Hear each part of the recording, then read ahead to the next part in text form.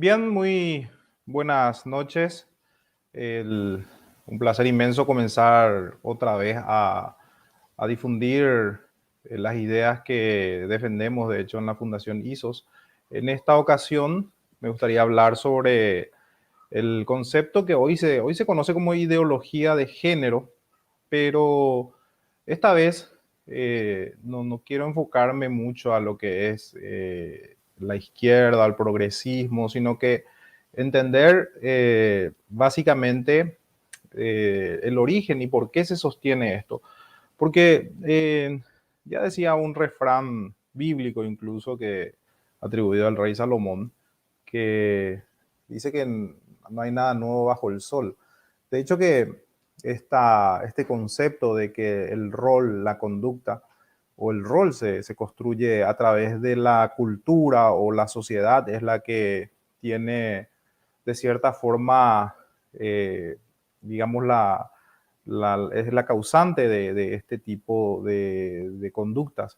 En realidad tendríamos que hacer un estudio mucho más profundo y no solamente quedarnos en la biología propiamente, que es la que tiene la respuesta científica. Científica se entiende por extremos probados.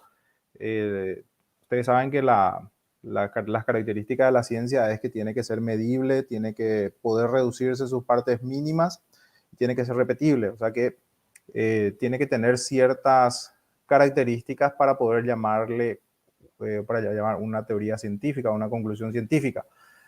El, También es muy importante entender de que este concepto de ideología de género no es más que un rescate o un intento de rescatar ideas que ya están perimidas de cierta forma, ¿verdad?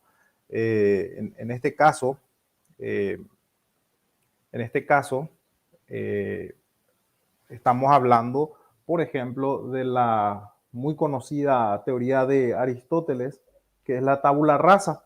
De hecho, que ese concepto de tabula rasa, si bien él no menciona directamente como tabula rasa, sí habla de tablillas o como una mente en blanco. El concepto de tabula rasa quiere decir que nosotros tenemos una mente en blanco.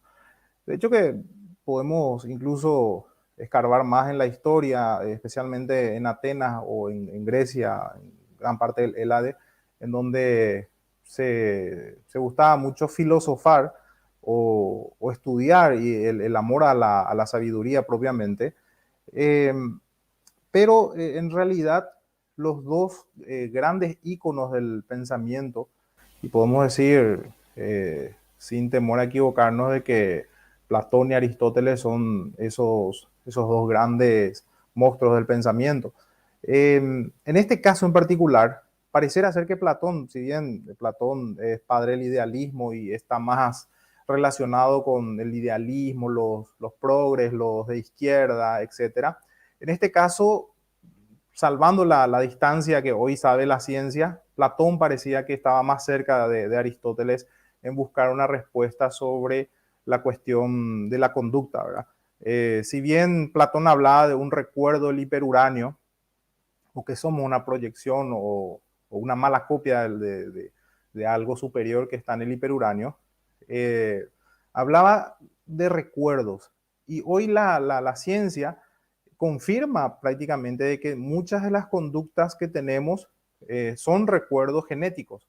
Entonces, por eso, una opinión mía, por supuesto, creo que Platón estaba más cerca de Aristóteles, porque Aristóteles tenía un concepto de que la mente era una tabla en blanco, por eso de ahí la tabula rasa, y de que los roles se construían a partir del aprendizaje. Eh, este concepto ha sido, digamos, el hegemónico por mucho tiempo. Hay que recordar que cuando Averroes descubre los pensamientos o las obras que incumbían a Aristóteles, otra vez vuelve con fuerza todas sus creencias. Si bien en lo político, en lo que se refiere al constructivismo racional y otras tantas ideas políticas, eh, Platón fue el ganador absoluto en todo este tiempo. De hecho que Platón es considerado como una especie de abuelo del comunismo, ¿verdad? Entonces,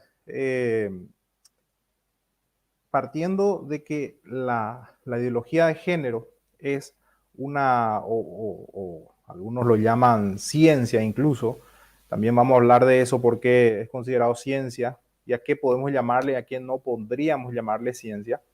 La ideología de género lo que busca es explicar los roles o la conducta desde la cultura o desde la sociedad, es decir, que aprendemos de nuestro entorno las conductas que después incluso pueden referirse incluso a roles sexuales, ¿verdad?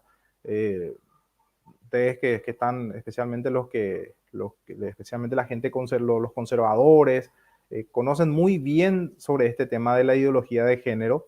Además, lo han explicado, pero fenomenalmente, muchísimos pensadores, desde Lage y unos cuantos muy buenos, que tienen como seguidores de ellos, yo estoy seguro que tienen clarísimo el concepto de ideología de género. ¿Qué es bueno, nada más que para insistir un poco en eso, es la construcción o la idea de que el rol se explica desde la cultura? Es decir, que no existe ninguna cuestión innata en nuestras conductas. De ahí el famoso caso del doctor Moni que hablaba de que la reeducación propiamente pueda, pueda incluso, o podía incluso sanar o reeducar a un niño que había sufrido un accidente, que había perdido parte de sus genitales, un hombre, un niño, y que ese concepto se pone a prueba con ese incidente propiamente, ¿verdad? El, Aparte de que ese experimento propiamente fue un fracaso, no es el único experimento que demuestra que es una idea que es errada.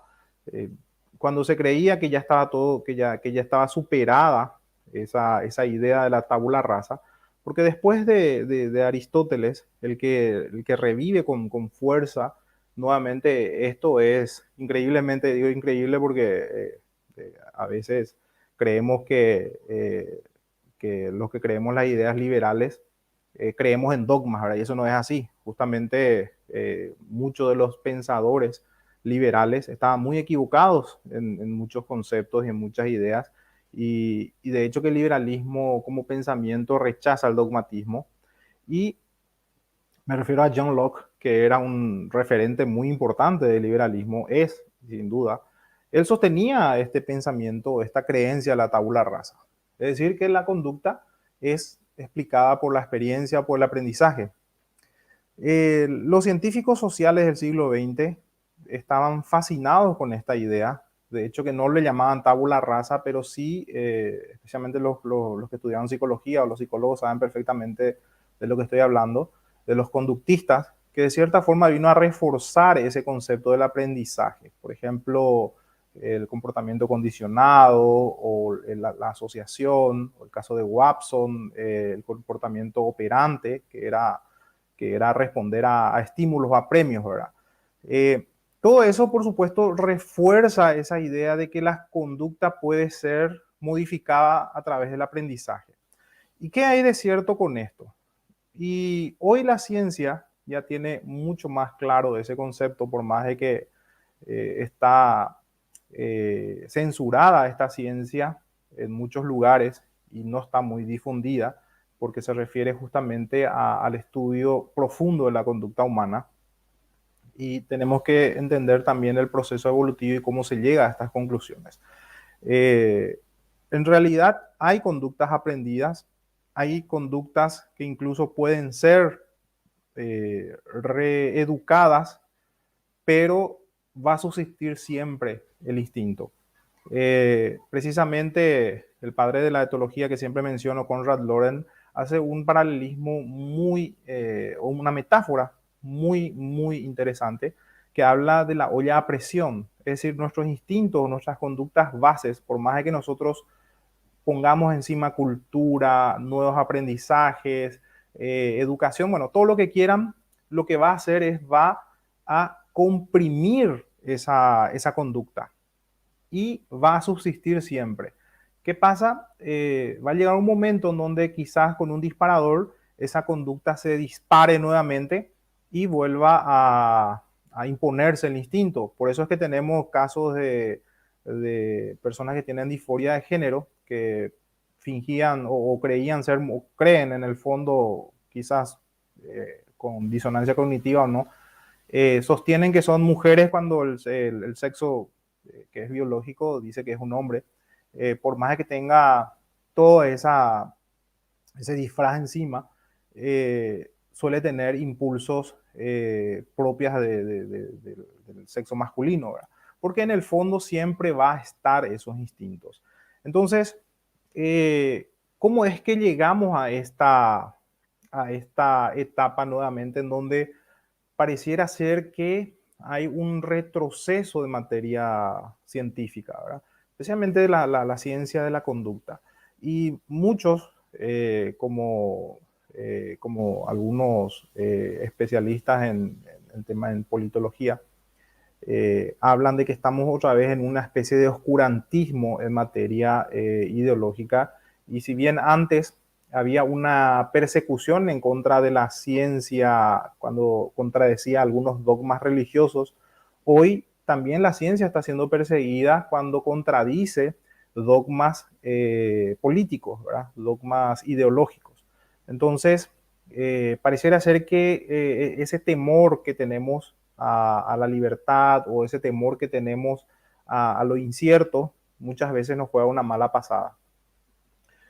Entonces, analizando la historia, vemos que la forma de explicar la conducta por excelencia siempre fue la tabula rasa, es decir, con una mente en blanco, que es lo que propone otra vez la ideología de género, ¿verdad? La explicación desde la, digamos, desde la sociedad, desde la cultura, que explica ciertas conductas, ¿verdad? Esto era sostenido, pero enfáticamente, por muchísimas mentes muy brillantes.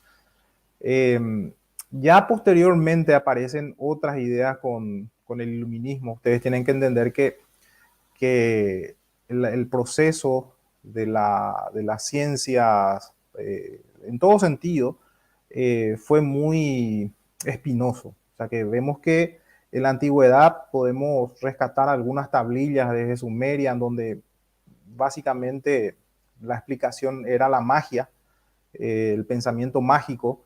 En Grecia comienza a tratar de explicarse los fenómenos a través de lo que llamaríamos hoy una ciencia muy rudimentaria. Por ejemplo, cuando todo se buscaba explicar desde la idea, desde la mente nada más, es decir, una concepción que se tenía y era establecido y punto, ¿verdad? Una autoridad que sostenía eso y ya nadie podía contradecirlo.